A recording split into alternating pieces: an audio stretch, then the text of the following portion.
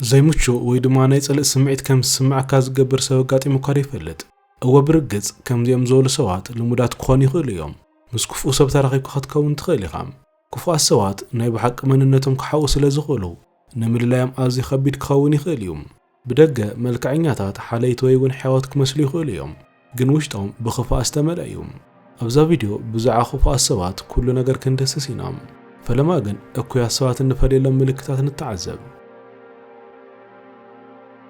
قداماي بزي حسوت كنورو يخولون كلاتنا نحسينا ناي كاد سب سمعت نمقود امس نفرح نحس كنكون نخلينا حد غزه نفسنا نمحو انغورو بستوسن ملكو دما نستوالا شو زمدناتات نمعرايون نحسوت كم محاوراو ملزم نتقمولينا انت خونا جن ناي بحق خفو سب زفولي نجر حساو مخانيوم اكو ياسوات قطتا ملس هو يخولون يوم تاريخهم كل غزه سلازقير يحسو خمزلو تفلط يخام جن كحد نجر قوام يوم اكو ياسوا زحسو حاسوت متقام سلازر وحميو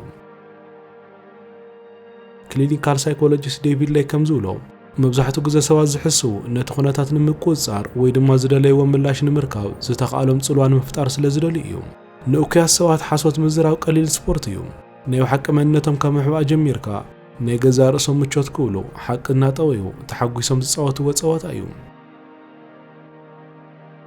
كالاي ناي متلالي قاونتو يوم ناي زمدنا ثيرابي زخونه داري لارسن نمچوروار او لعل حدا سبت تالال وي دما صياف ميلاتات بميستر متقام صلوان محدار زكالل مگد إلي يقلصوم اكو ياسواز دليو ነገር ንምርካብ ዝኾነ ይኹን መስመር ንምስጋር ፈቃደኛታት ስለ ዝኾኑም ዝኾነ ነገር ይገብሩ እዮም ፍርሕ ካይጥቀሙሉ ገበነኛ ምዃን ካይጋንኑ ብዘይ ዝኾነ ጣዕሳ ናይ አእምሮ ጸወታ ይጻወቱም ነቲ ነገር ዝያዳ ዝኸፈ ዝገብሩ ድማ ስውር ረቂቕን ምዃኑ እዩ ከም ዝተታለልካ ትርዳ ድሕሪ ብዙሕ ግዜ ክኸውን ይኽእል እዩ ላንሰር ወሲኹ ከም ዝገለጾም እቲ ዘታልሉ መገድ ረቂቕ ስለ ዝኾነ ንዓኻ ሕያወት ፈተውቲ ወይ ድማ ደስ ዝብሉ ሰባት ክመስሉኻ ይኽእሉ እዮም ግን ብሓቂ ዝገብርዎ ዘለው ነቲ ዕውር ዕላማኦም ንምስኻዕ እዩ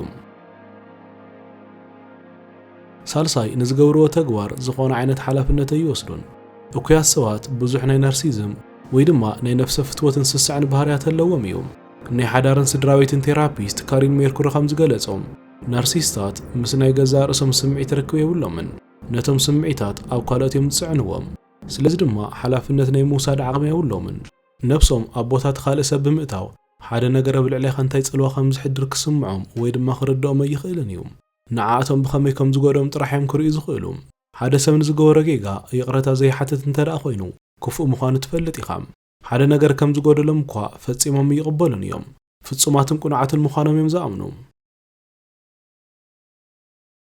ረዋዓይ ብናይ ካልኦት ሰባት ሓዘን ይሕጎሱም ኩላትና ሓሊፍና ምቁር ወረታት ንፈጢና ይኹን እምበር ህራህ ዘለዎም ሰባት ካልኦት ክሳቀዩ ብምርኣይ ሓጎስ ይረኽቡን እዮም ክፉኣት ሰባት ግን ይገብርዎ እዮም ፍሉጥ ጀርመናዊ ፈላስፋ አርተር ሾፐንሃወር ነዚ ነገር ኣብ ናይ ካልእ ሰብ ሕማቕ ዕድል ናይ ምሕጓስ ስምዒት ኢሉ ይገልጾም ንሱ ክገልጾ ከሎ ቅንኢ ሰብኣዊ እዩ ብናይ ካልኦት ሰባት ሕማቕ ዕድል ምሕጓስ ግን ዲያብሎሳዊ ይብል ንእክያት ሰባት ናይ ካልኦት ሰባት ዘይምችውነት ፍልፍል መዘናጊዖም እዩ ኣብ ህይወቶም ዝፈልጥዎ ወይ ድማ ዘይፈልጥዎም ሰባት ሓደ ሕማቕ ነገር ክወርድ ከሎ ኣብ ዒንቶም ዘሎ ሓጎስ ብቐሊሉ ክትርእይዎ ትኽእሉ ኢኹም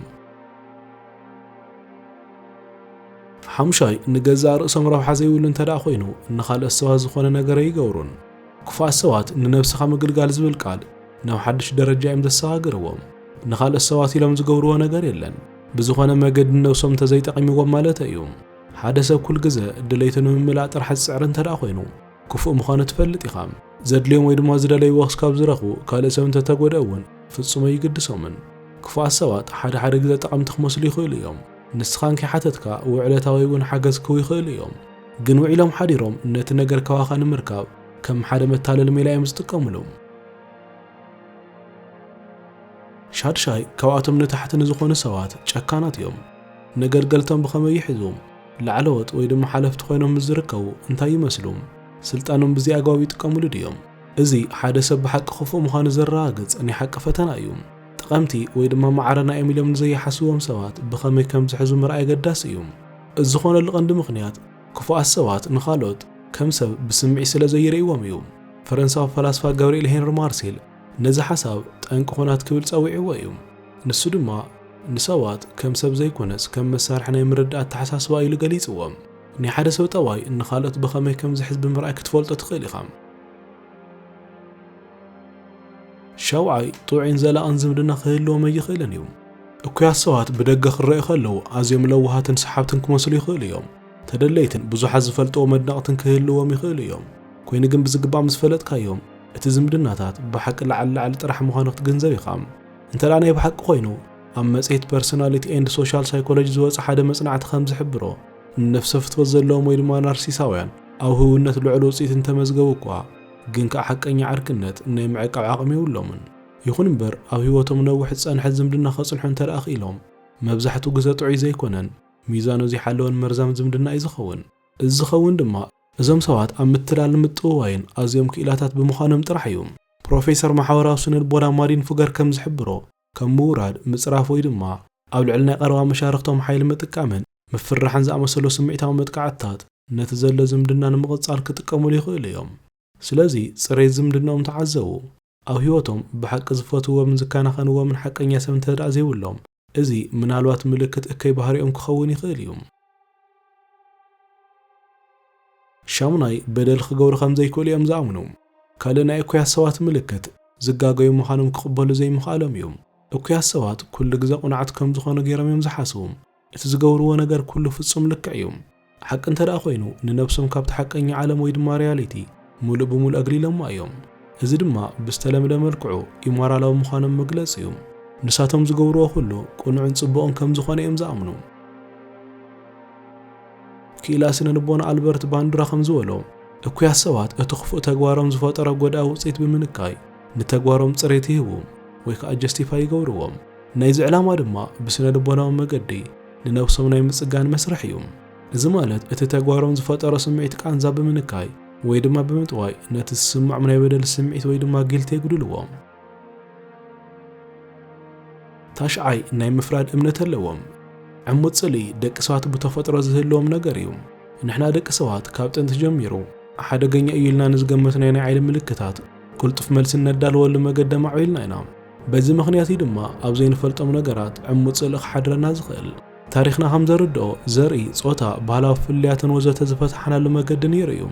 ኮይኑ ግን እዞም ዕሙታት ጽልእታት ኣብ ዘመናዊ ሕብረተሰብ ዋላ ሓንቲ ቦታ የብሎምን፣ ካብ ዝለዓለ ሓደጋ የለን። ይኹን እምበር እኩያት ሰባት ሕጂ እውን ነቲ ዕሙት ጽልኢታቶም ምኽንያታዊ ዘይኮነ መርገጽታቶምን ሒዞም ይጸንሑ እዮም። ናይ ዩኒቨርሲቲ ጌት ፕሮፌሰር ኤልሮት ከም ዝበሎ እዚ ነቲ ዘሻሚ ነገራት ዝቋፀሩሉ መገዲ እዩ። ብርግጽ ኩሉ ሰብ ውሳነ ክወስድ ኣለዎ። ኮይኑ ግን ገለ ሰባት እርግጸኛታት ዘይምዃን ይጸልዩ እዮም። መብዛሕትኡ እዋን ኣብቲ ፈለማ ዝረኸብዎ ሓበሬታ ይምርኮሱ። ምስ ውሳነኦም ዝጋጩ ሓበሬታ እንተይብካዮም ድማ ትሚሎም ይሓልፍዎም።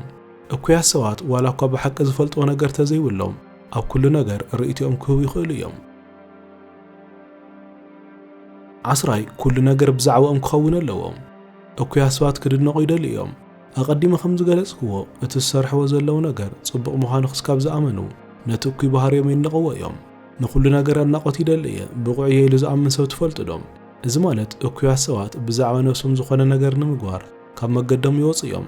እዚ ድማ ብብዙሕ መገዲ ክግለጽ ይኽእል። ንኣብነት ተራ ግዳይ ወይ ድማ ጀግና ብዝተለመደ መልክዕ ክዋሱ ይኽእሉ እዮም። ሳይኮቴራፒስት ሊዮ ሴንቴዘር ከም ዝበሎ ናርሲሳውያን ብትግሃት ውልቃዊ ጥንካረ ወይ ድማ ሰናይ ባህሪ የብሎምን እዩ። ነዚ እውን ብዝግባእ ተረዲኦሞ እዮም።